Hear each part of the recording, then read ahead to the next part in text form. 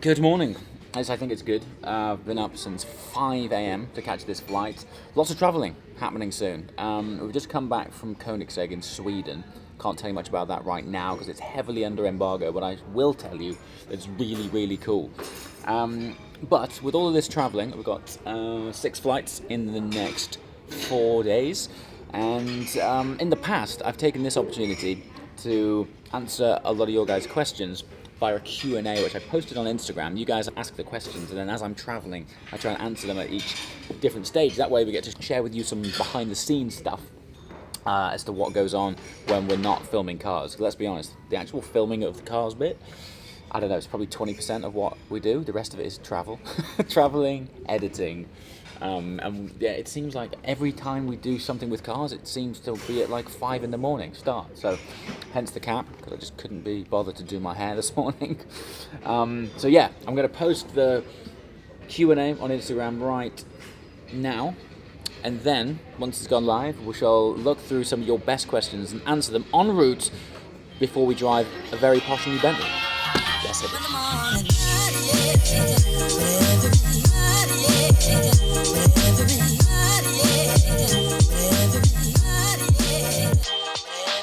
I love you guys. Like, I mean, this has been up for 9 minutes, and we have 40 questions. We've already got too much to answer, so the idea is we're going to filter down on this flight and identify the best questions, or at least the ones that I think I can give the most valuable response to. And then when we land in the sunny confines of Malaga, then we'll itemize them as we go on our journey.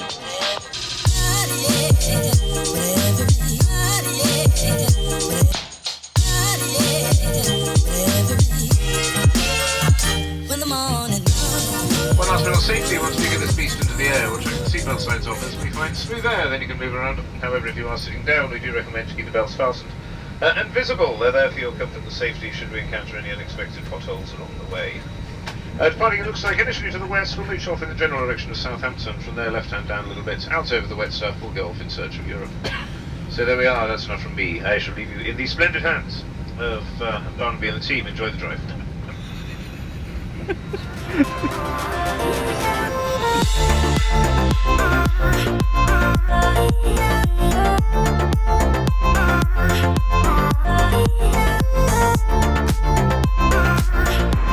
How'd you like a cup of tea? On my jeans. Second flight in a row now that I've decanted my beverage onto my jeans. Everywhere. Yeah, this one not so bad, but and what I'm saying is I wish I'd have bought a spare pair.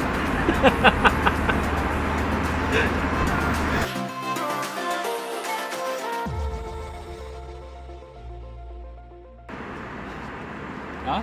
So I guess this is the part that these guys don't get to see very often. So what is it you're doing? So a few days ago, this is the flight after our journey to Koenigsegg, and so we just filmed their latest hypercar. I can't tell you anything about it yet because this is going out before Geneva, but you'll all see it in about 5 days' time. Yeah. But we did loads of filming with Christian von Koenigsegg. That guy can talk. Wow. Talk. What a guy though. Amazing guy, but like, he's so passionate and knowledgeable about his product and his cars. At the minute, I've got 12 minutes straight content just on the gearbox. Solely gearbox talk. But every word that comes out of that man's mouth is interesting, so it's really hard to like condense it. It's really hard to strip it down to anything. Yeah, so the Koenigsegg video is going to be very long. Very long.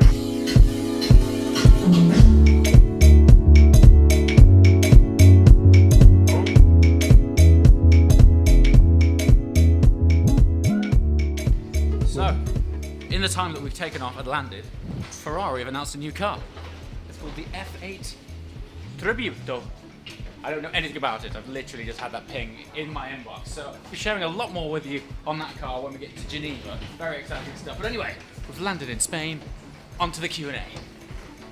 Right, so first question. I mean, we landed. It went from 100 when we took off to 200 by the time we landed. So I screenshotted a few on the plane. So, Sid's Beamer. Are you going to do Gumball this year? If yes, then in which car?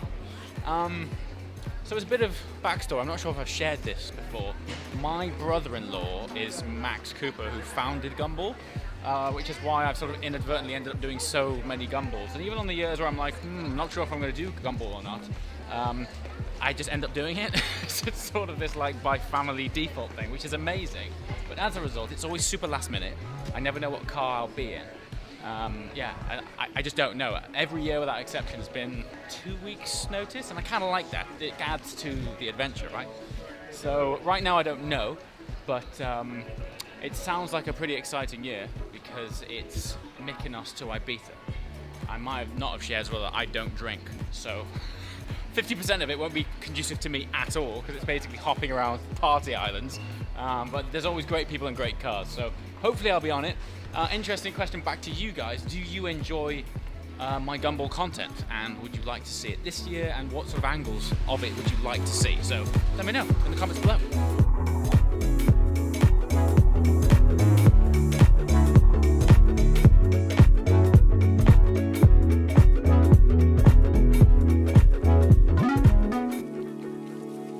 Bags finally collected. One of the amazing things about doing car launches with brands with cars which are very suitable for chauffeuring in is that they chauffeur you in them. It's great. Look at this, we've got 4 Bentleys we're waiting for us here. I have no idea which one we're in yet. This is Bentley Roulette. Hey, how you doing? How you doing? How's things? Thanks very much. Oh, this is, look at this. Thank you, sir. My kind of airport collection. All right, next Q&A.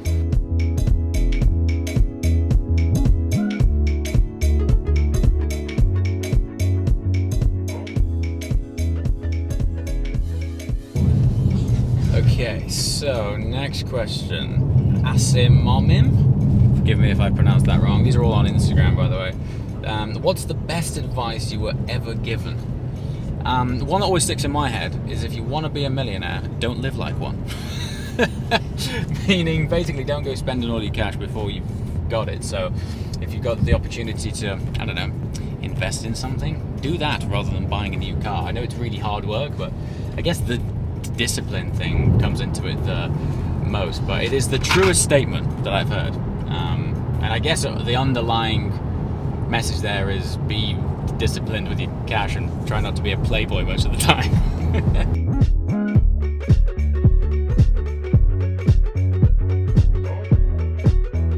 Having just got back from Sweden, this plus 20 degrees weather and bright blue skies are incredibly welcome. Anyway, found my room. Let's see what lies behind door 283.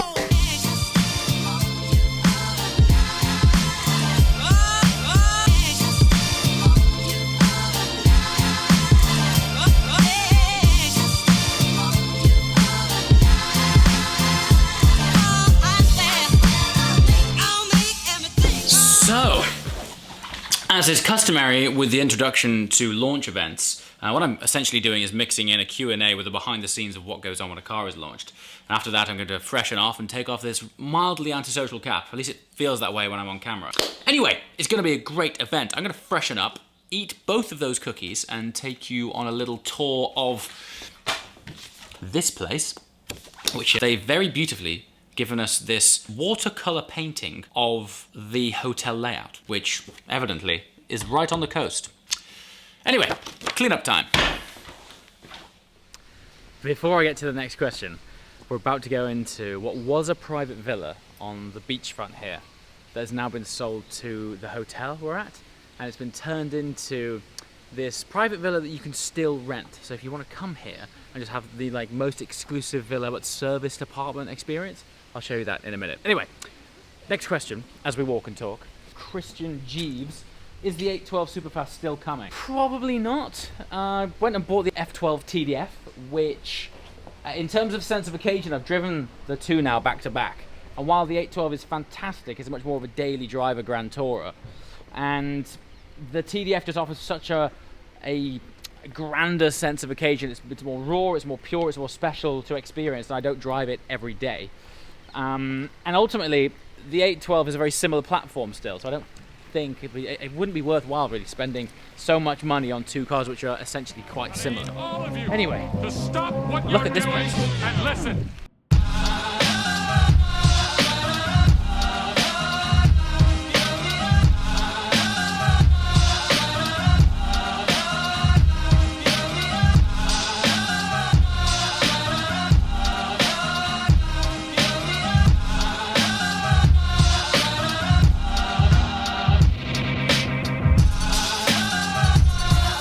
So let's get down to the title of the video. Yes, a Bentley Continental GT is joining the channel imminently. In about 8, maybe 10 days after the Geneva Motor Show, we're going to be going up to Bentley's factory in Crewe and taking delivery of a new Bentley Continental Coupe. So I'm going to be keeping the specs quiet until we go and do the handover. But if you watch the video where I had the first drive of the Continental GT in Austria last year, you'll know how impressed I was with the car. Super excited. I'm doing a lot of miles and adventures right now, particularly as I go up and down to NVN London, but there's road trips and there's adventures coming with that car, and I cannot wait to live with it and bring you guys the insight. Very, very, very exciting. Anyway, tomorrow we're going to be driving that car, which is taking the roof off one of my favorite Grand Tours, which is going to be very special indeed. Anyway, on to the next Q&A.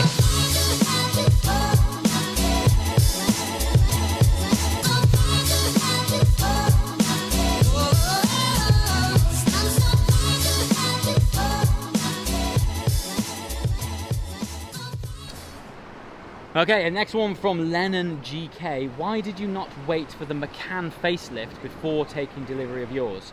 That's exactly what I did. I waited for the McCann facelift, which would make mine cheaper.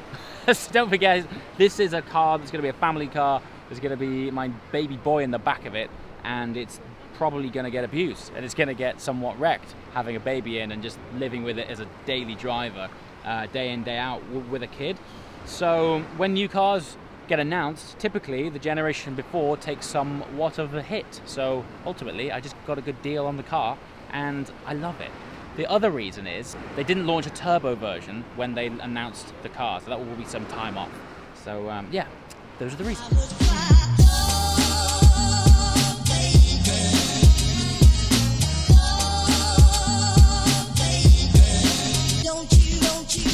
Okay, a question that's pretty frustratingly close to my heart right now. From Jules_Grange_NC, is there any Carrera GT in sight? Yes and no. To cut a long story very short, if I was to get into a Carrera GT, the F12 TDF would have to go. Namely because the majority of my finances right now are tied up in projects like NVN. I say projects like because there's quite a few in the background which are yet to unfold. But with regard to the question earlier on, if you want to be a millionaire, don't live like one. I'm trying to not put all of my money into too many cars and put them into investments and things like that. So it'll be interesting actually, comments from you guys, TDF or Carrera GT. I've got to be honest, if the right car came up and I got the right offer on the TDF, I would get into a CGT because I believe they're going to make the jump and go crazy, and then I might have missed the boat forever. So that's where I'm at right now. Okay, I reckon this is the final one, but it follows on nicely from the Carrera GT topic a minute ago from Havinda Sanilla. Do you think you have too many cars?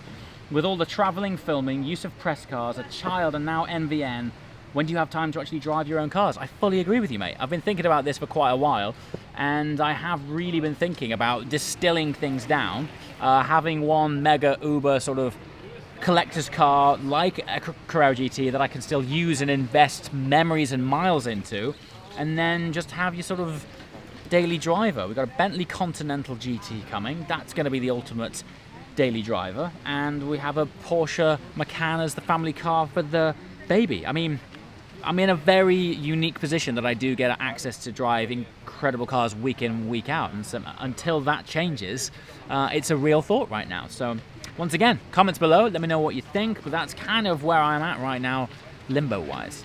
Anyway, we're going to call it a day now because we have to go and have a presentation about this new wonderful car, because before I go back to my usual programming schedule and bring you what it's like to drive the new Bentley Continental GTC. As always, guys, thanks for watching. I shall see you next time. Ciao!